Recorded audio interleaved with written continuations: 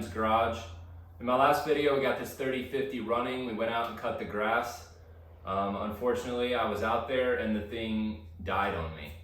I initially thought maybe it was a clogged carburetor, but I went ahead and cleaned that out. Everything seemed fine. So I was thinking it was probably the coil. So I went ahead and ordered a new coil on Amazon. $16. I think it's made in China. There's really not too many options when it comes to new coils for these.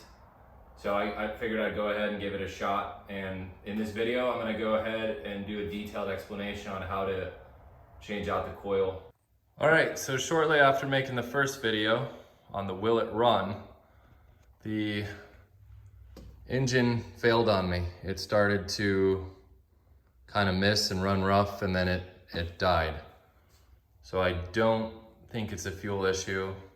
I went in and sure enough, I have no spark. So the ignition system failed at some point. So I went ahead and ordered some new coils.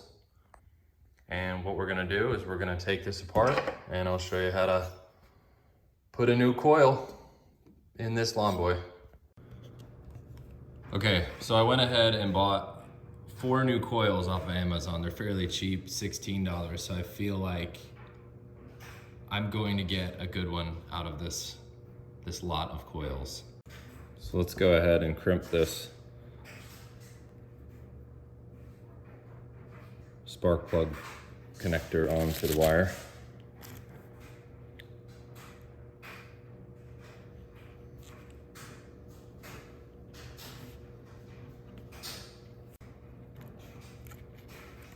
All right, now that I've got the connector on, I'm gonna go ahead and test the resistance again, just to make sure we got good continuity. It looks like we do. You can see that needle jump up there. Okay, so we know the wire's good. We've got a connector on there. Let's go ahead and get the flywheel off and take the old coil out.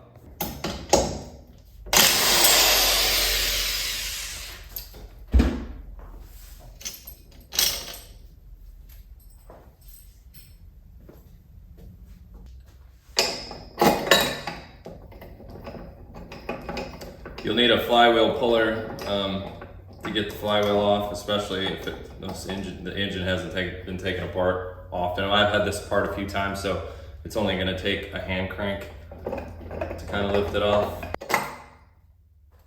So we're going to go ahead and change this coil. This is actually the same brand, I believe, or a similar brand aftermarket from Amazon. You've got your points, you've got your condenser. So we're gonna go ahead and remove that. First, we're gonna loosen the nut that holds the wire onto the condenser.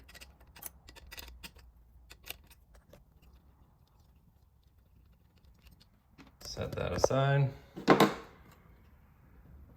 Go ahead and pull the wire off. All right, now we're gonna unscrew the 2 coils, the 2 screws holding the coil in. And typically there's a ground wire that's supposed to go here and attach there, but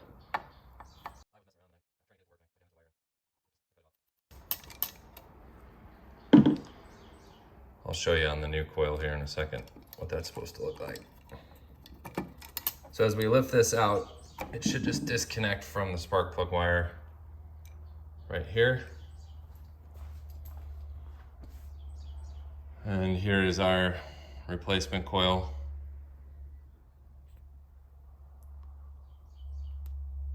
See, it's got that ground wire on the top, the black one.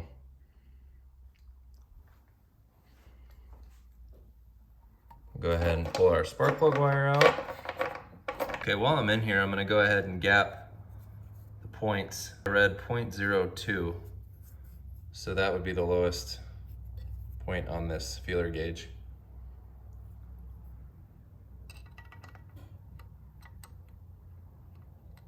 So I think that's fairly close. I have a better feeler gauge, but for some reason I think it got so rusted that all the numbers have come off, so I can't tell what is what here. Oh well. So he'll just have to make that one do, which is a spark plug gapper. So I'm going ahead and I'm removing my throttle governor parts, because right now I have this manual throttle hooked up. And the reason I'm doing that is because I think the throttle governor is what actually came down and cut my ground wire on my coil. So we'll see if that was actually the problem. Okay, so while we're in here, I'm gonna go ahead and feed my new spark plug wire up through the case here.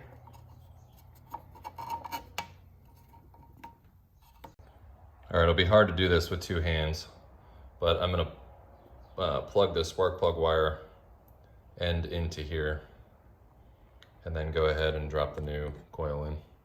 Okay, so what I need to do is go ahead and unscrew the points here, because I want to feed this green wire underneath the points. There's a little channel under here to get it to the condenser.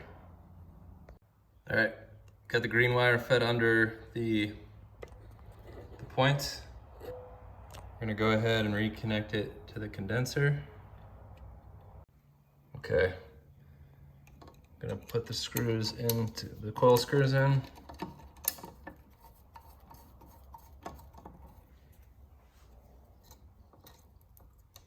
And the coil screw on this side has the ground wire. If you're running the governor, make sure that the governor is not coming down and hitting this wire. Like I said before, I think that's what happened to mine. I think it shorted it out. With a coil that's mounted on the outside of a flywheel on some of your newer style motors, it's a lot easier to gap the coil in the flywheel. But they say like use a business card length, but with this type of coil on the inside, it's really difficult. So I put it as far as it would go where it kind of rubs, and then I pulled it off and just keep backing it out just a tad until it doesn't rub anymore. I'm gonna call that good. Let's put the flywheel on and see what happens.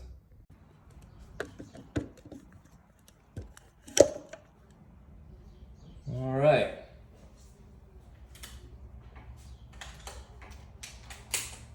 So I think we got it fixed. Go ahead and show you.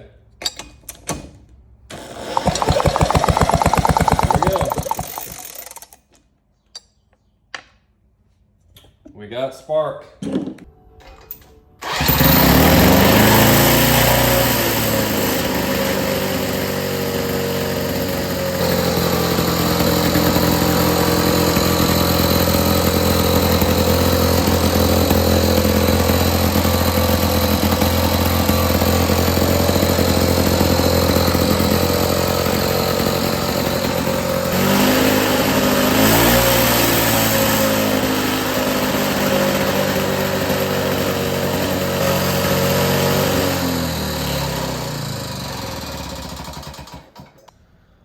So I had some questions. I had a guy comment on how I ratchet start the engine.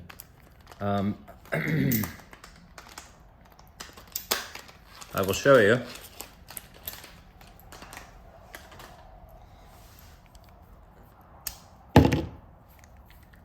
So this is a ratcheting socket extension that I got, and you can switch it, lock it in both ways, switch it to go right, switch it to go left.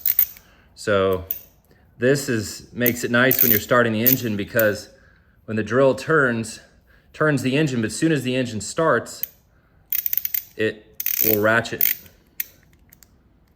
and won't, so you go in that way, turning the engine, and then when the engine gets away, it ratchets, and that prevents the drill from spinning around and potentially breaking your wrist. So on those older mowers, instead of wasting your time pull starting them, just easier to start them with this. And this is on Amazon, not much, but you also have to get this 1/2 inch adapter also that goes in here, and then it fits into the drill. So that's that. Well, as you can see, it runs great now. So I'll keep you guys updated on how reliable these coils are. Like I said, there's not too many options. The Lawn Boy does not make a new coil for these, unless you can find one on eBay, like new old stock maybe. If it's in good condition, that would be the way to go. But otherwise, I'll keep you guys posted and update you on how it runs. Hey, thanks for watching. If you're enjoying these videos, please subscribe and hit the like button. We'll see you in the next one.